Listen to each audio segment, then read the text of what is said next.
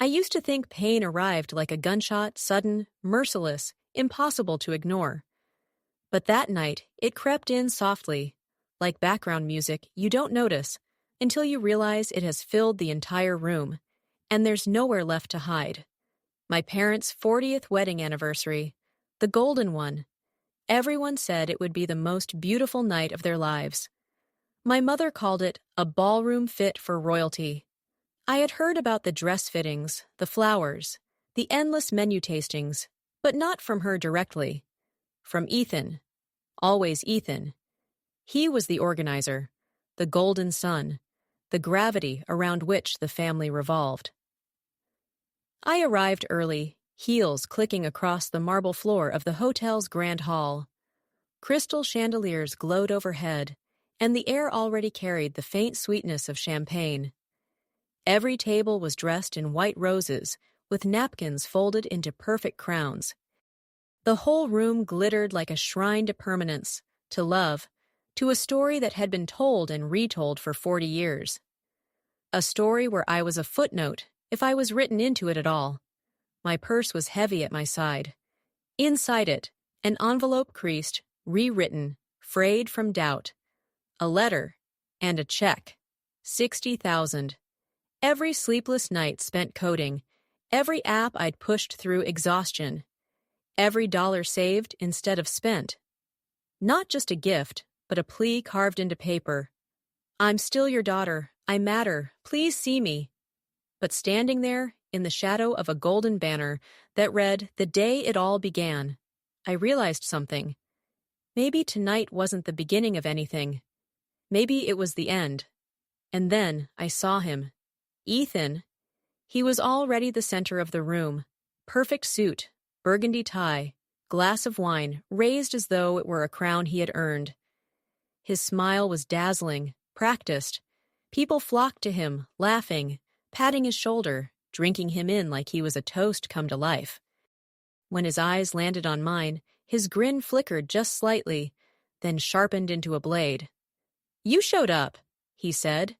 His tone balanced perfectly between surprise and condescension, as if I had wandered into a stage where I didn't belong. My mother appeared at his side, her rings catching the chandelier light. She touched my shoulder, not warmly, not like a mother greeting her child, but with the light tap you give a chair to check if it's steady. "Glad you made it, Charlotte," she said softly, her gaze already shifting back toward Ethan. "And my father," he gave me a single nod. "The kind you give a stranger who holds an elevator door for you. Polite, detached, forgettable." I slipped a hand into my purse, grazing the envelope's worn edges. The paper seemed heavier now, like it carried not money, not words, but the weight of years spent reaching for something that was never offered. I came here to build a bridge, but the fire was already lit. And I knew, tonight, that bridge might burn. The ballroom filled quickly, as if the invitation had promised starlight itself. Sequined dresses shimmered, cufflinks caught the light, and laughter rose like champagne bubbles. I had come early, but in this family, being early never meant being seen. By the time I found my seat, Ethan was already in command. He didn't even need to raise his voice, just a tilt of his head, the sweep of his hand, and the whole table leaned toward him. He spoke about his startup, his investors, his vision of reshaping the world one clever pitch at a time. His words weren't remarkable, but the way my parents listened made them sound like scripture. "Brilliant," my father said, his voice warm, glowing with pride I had never managed to earn. My mother's eyes sparkled, her hands clapping softly as if Ethan had recited poetry instead of business jargon. I tried, once, to slip a piece of myself into the conversation. "I just launched my new app," I began, my voice careful, hopeful. "It's been gaining traction," my father coughed, cutting me off. "Does it come with a pension plan?" he asked, a smirk tugging at his lips as he turned back to Ethan without waiting for my answer. The table laughed. A polite laugh, the kind that stings more than silence. I let the subject die, retreating into my glass of water, watching the condensation bead and slide, as though it carried more interest than my own life. Ethan's fiancée, seated across from me, leaned in with her perfect smile. "So, Charlene?" "It's Charlotte," I corrected gently. She blinked, then shrugged, uninterested. "Right. Anyway, Ethan." And just like that, I was erased again. The appetizers arrived. Tiny sculptures of food, more art than nourishment. I barely tasted them. My eyes wandered across the ballroom instead.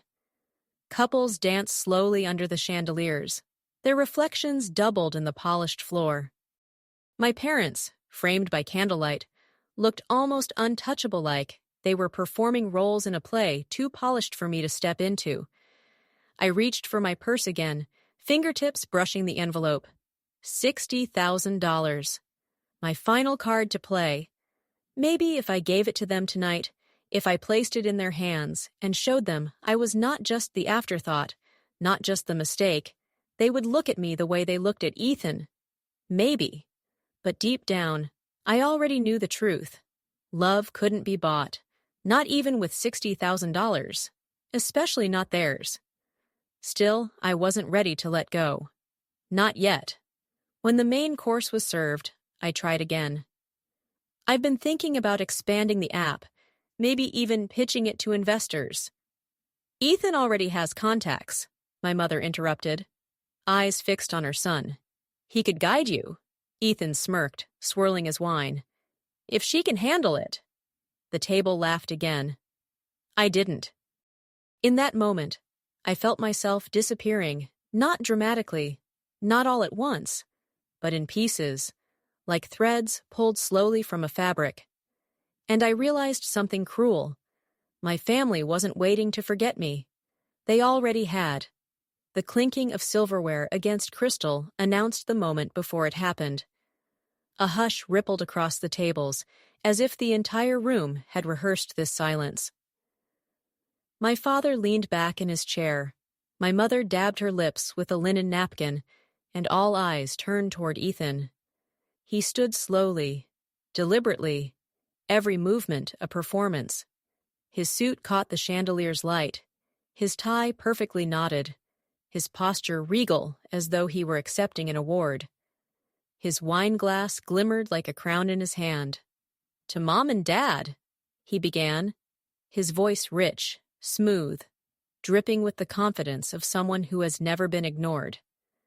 "Tonight we celebrate 40 years of love, commitment, and the kind of family that makes life worth living."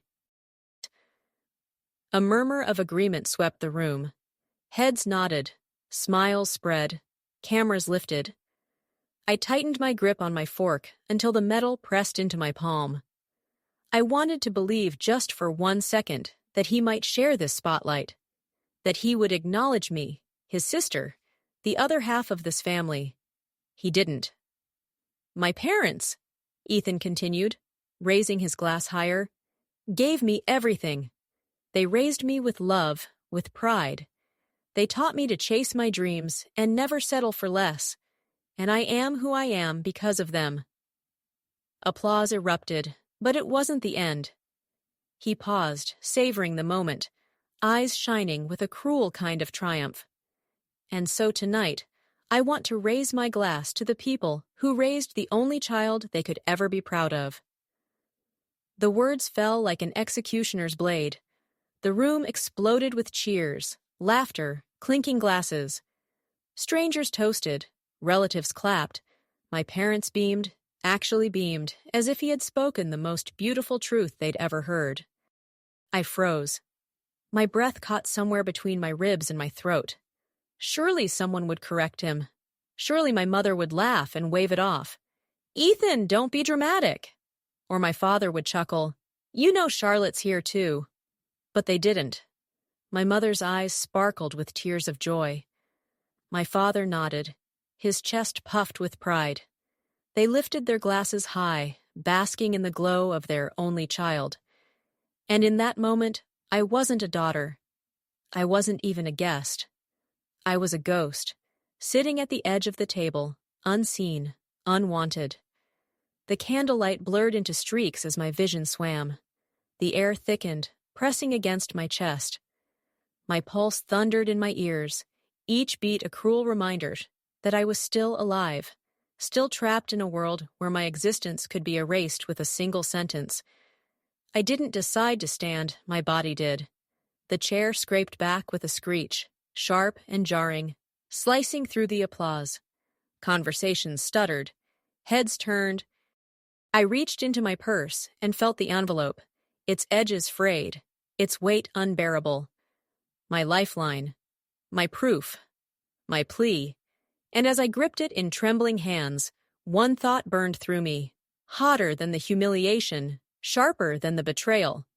If I don't speak now, I will disappear forever. The silence after Ethan's toast was still vibrating in the air when my chair screeched across the polished floor. My heels scraped against marble as I stood, trembling, but I refused to sit back down. Not this time. Every eye in the room landed on me, some curious, some annoyed, some already whispering. Ethan smirked, tilting his glass like he was watching a child throw a tantrum. My parents, my own parents, looked startled, but not with concern. More like irritation, as if I'd disrupted their perfect photo. I clutched the envelope in my hand, the paper damp beneath my grip. Months of sleepless nights, code, contracts, rejections, breakthroughs, all folded inside. It wasn't just money.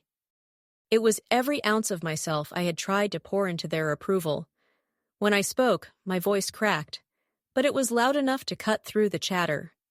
I came here tonight, I said, to celebrate the two people who raised me, the people who taught me to work hard, to never give up, even when it meant fighting for their love.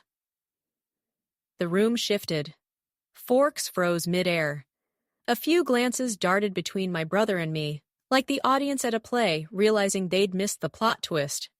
Ethan chuckled softly, shaking his head. "Charlotte," he muttered, as if my very name was embarrassing him. I ignored him.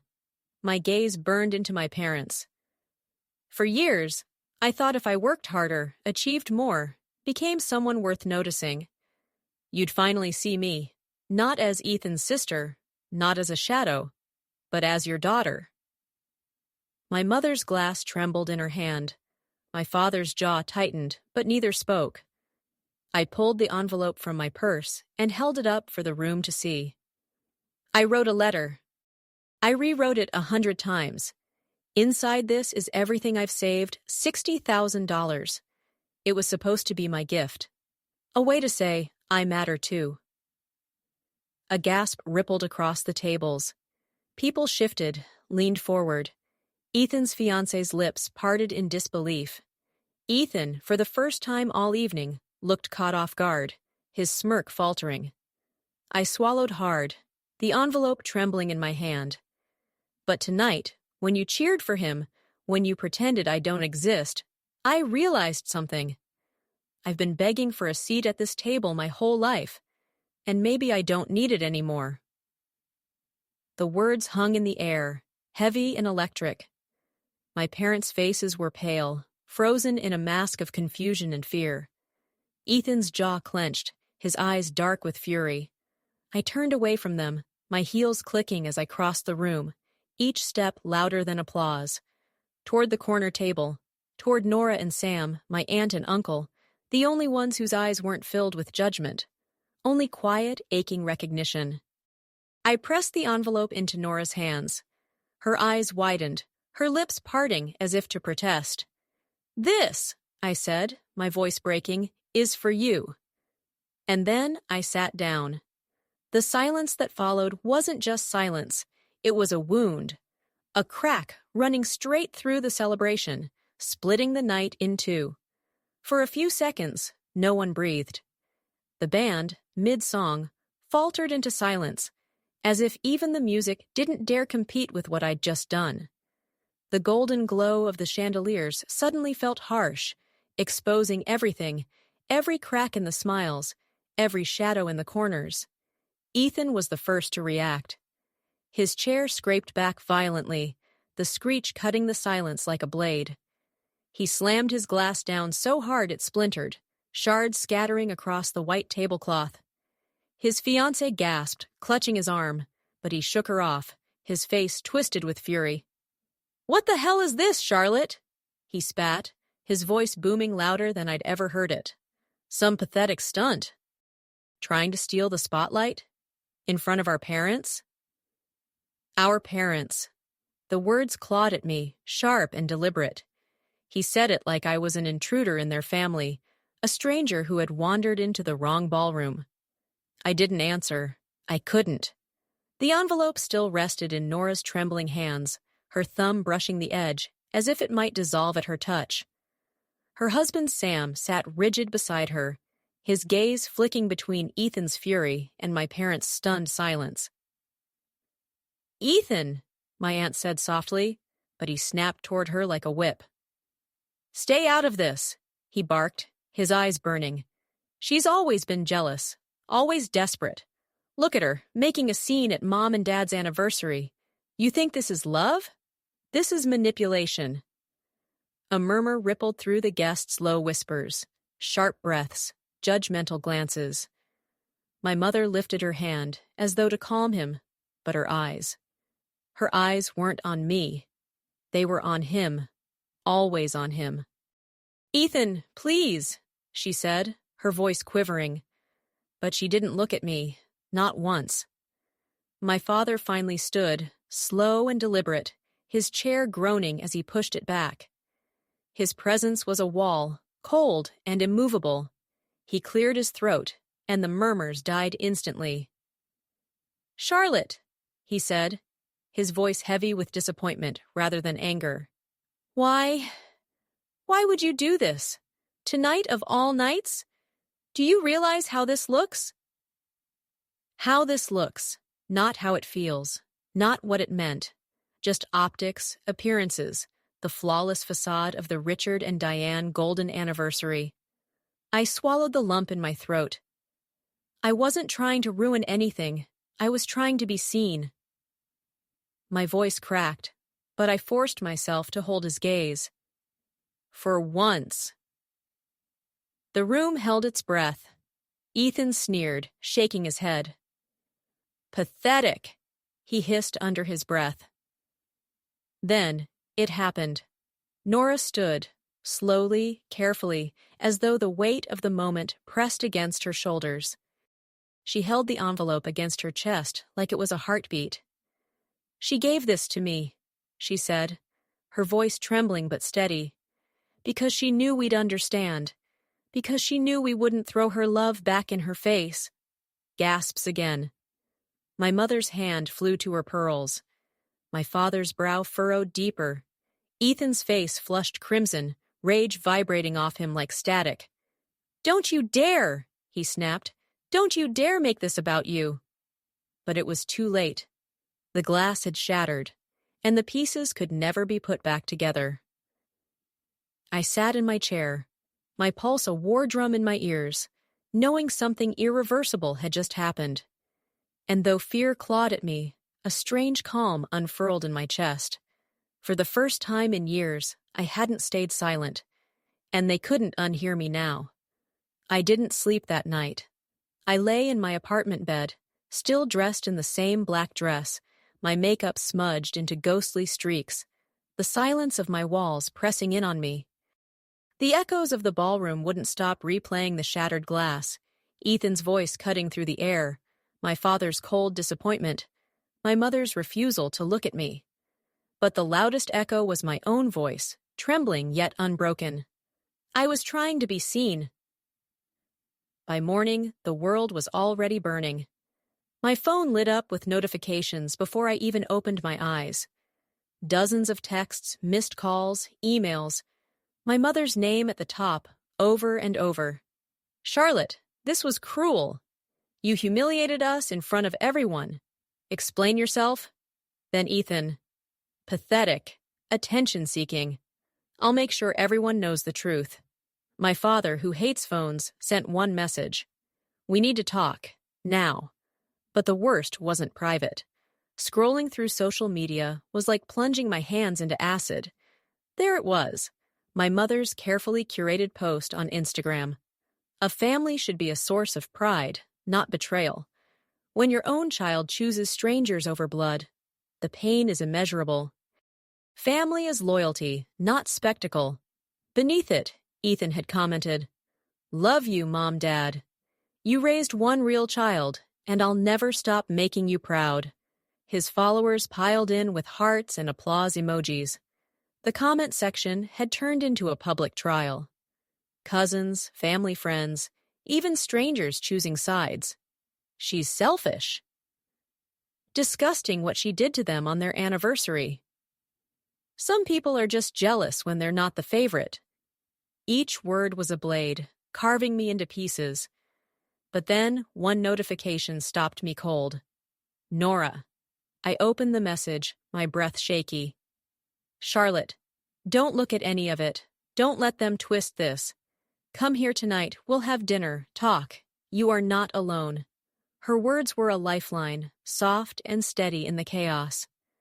I pressed the phone to my chest, tears hot in my eyes. For a moment, I let myself feel the weight of it, the betrayal, the loss, the sharp ache of being erased by my own blood. But beneath it all was something stronger. A spark that hadn't existed before last night. They could smear me online. They could call me selfish, cruel, disloyal. But they couldn't erase what had happened in that ballroom. They couldn't erase the moment I chose to hand my love, my years of sacrifice, to the people who had always seen me. When evening came, I drove to Nora and Sam's house, my hands trembling on the steering wheel.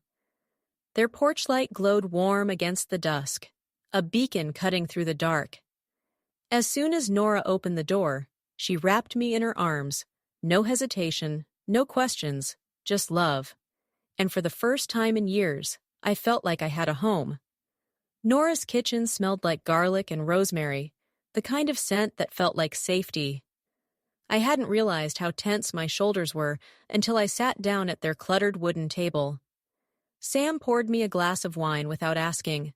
Nora ladled soup into a chipped bowl. And for the first time in days, I wasn't bracing myself for judgment. "You look tired," Nora said gently. Her eyes weren't accusing, just worried. "I feel hollow," I admitted, staring into the steam rising from the bowl. Like someone carved me out and left only the echo. "They didn't rush me. That was their gift." Nora stirred her own soup, waiting. Sam leaned back in his chair, listening. Finally, the words spilled out. "I thought the letter would fix everything. $60,000. Do you know how many nights I stayed up coding, chasing clients, pushing myself until I couldn't see straight? I wanted them to finally say, 'Charlotte, we're proud of you.'" My voice cracked. But when Ethan called himself their only child, they didn't even flinch. They just smiled. Nora reached across the table, her hand warm over mine. "Sweetheart, you can't buy love that was never given freely." The truth of it hit me harder than Ethan's toast. Sam nodded, his voice steady. "They were never blind, Charlotte. They chose not to see. That's worse." I swallowed hard, blinking away tears. "I just don't understand how a mother can erase her daughter like that. How a father can look through me like I'm nobody." "You've been somebody to us since the beginning," Nora said firmly. "Do you remember that summer at the lake, when you were 13 and terrified of diving off the dock? Everyone laughed, except us. You climbed down, sat between me and Sam, and you talked about computers for 2 hours. You thought you were boring us, but we loved it. You were alive in a way that was all your own. That's who you are, Charlotte. Not a shadow, not Ethan's leftover space. You." Her words cracked something open in me. Memories flooded in. Nora sneaking me candy when my parents banned sweets. Sam teaching me how to skip stones. The way their house always smelled like books and coffee. Not perfection. They had seen me, all along. I broke then, sobbing into my hands. Nora pulled me into her arms, stroking my hair. "You don't have to prove yourself to us," she whispered. "You never did." Later, after dinner, Sam pulled an old photo album off the shelf. Not of Ethan or the grand family gatherings, but of me.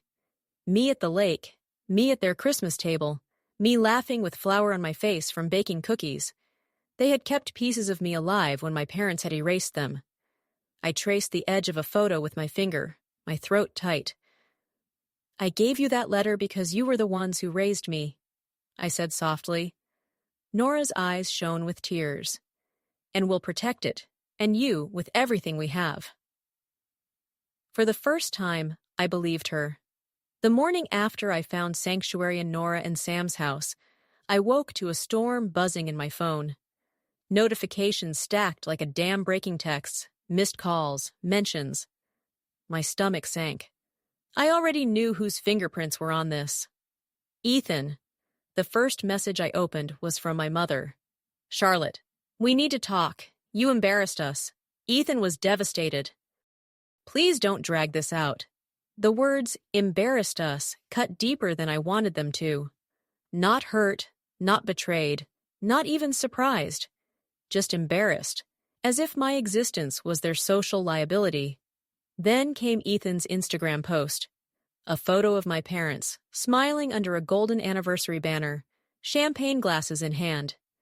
His caption read, "Family isn't about money, it's about loyalty." Proud to be the son who never forgot that. The comments piled beneath like a bonfire. "Such a good son. Your sister sounds jealous. Some people will do anything for attention." My chest tightened, anger burning hot under my ribs. Ethan hadn't just erased me in that ballroom. Now he was rewriting me online as the villain. Scrolling further, I found the worst of it. An anonymous account had leaked screenshots, old text messages between Ethan and me, words I'd written in a spiral of frustration years ago. "I'm tired of being your shadow. You get everything and I get scraps." Another, "Sometimes I wish I weren't even part of this family at all." They were twisted out of context, framed as proof of my bitterness. I felt stripped bare, my private pain weaponized against me. Sam walked into the kitchen, mug in hand, and paused when he saw me hunched over the phone. "Bad?" he asked quietly. "Worse than bad?" I slid the screen toward him. "He's turning them all against me. Again." Sam scrolled, his jaw tightening. "Cowards move," he muttered. Nora joined us, her robe tied loosely, hair pulled back. She read the posts over my shoulder, then placed her hand firmly on mine. "Listen to me. Truth doesn't always shout the loudest at first, but it lasts longer than lies." I wanted to believe her, but my heart thudded with dread. What if this sticks? What if I'm branded forever as the selfish daughter who tried to buy love? "Then let it stick," Sam said bluntly, "because the people who matter already know the truth. Us. You. And deep down, maybe even them, though they'll never admit it." Still, I couldn't shake the fear. Ethan was brilliant at playing the golden boy, polishing his image until no one saw the cracks. And me, I was always the footnote, the afterthought. That afternoon, my phone buzzed with an unknown number, a voicemail. Ethan's voice, dripping with triumph. "You should have stayed quiet, Charlotte. You're out of your depth. Don't push this. You'll regret it." I replayed it 3 times, my fists clenching tighter each time. He thought I was weak. He thought the years of being invisible had broken me for good. But as I stood at Nora's window, staring at the fading daylight, something hardened inside me. Ethan had erased me once. I wasn't going to let him write the ending. The voicemail lingered in my head like smoke I couldn't clear. "You should have stayed quiet. You'll regret it." His voice wasn't just taunting, it was a threat. And I knew Ethan well enough to understand he never left things half done. That evening, Nora found me pacing in her living room. "You're going to wear a hole in the floor," she said softly. "I can't let him win," I muttered. "He's not just making me look bad. He's rewriting who I am. My parents already believe him. Soon, everyone else will, too. Her eyes were steady, calm in a way that anchored me. Then you face them, not online, not through whispers. Face them, Charlotte. Force them to see you. The thought made my stomach twist, but she was right.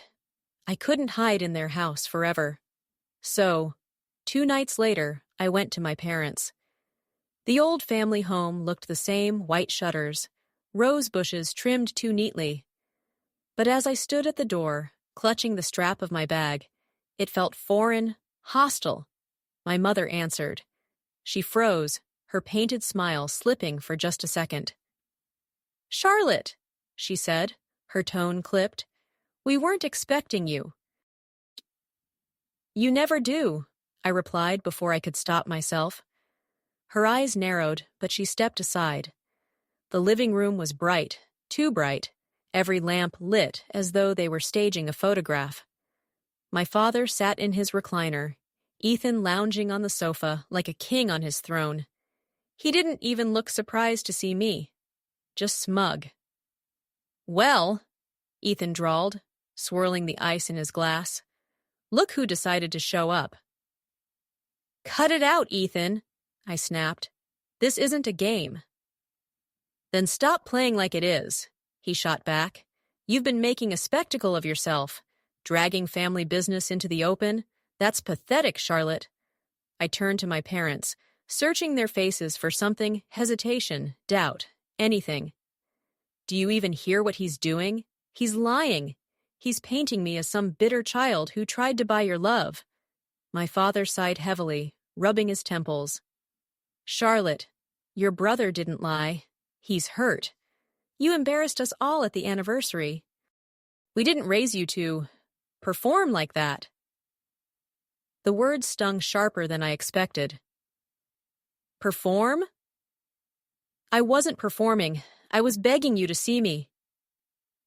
Silence.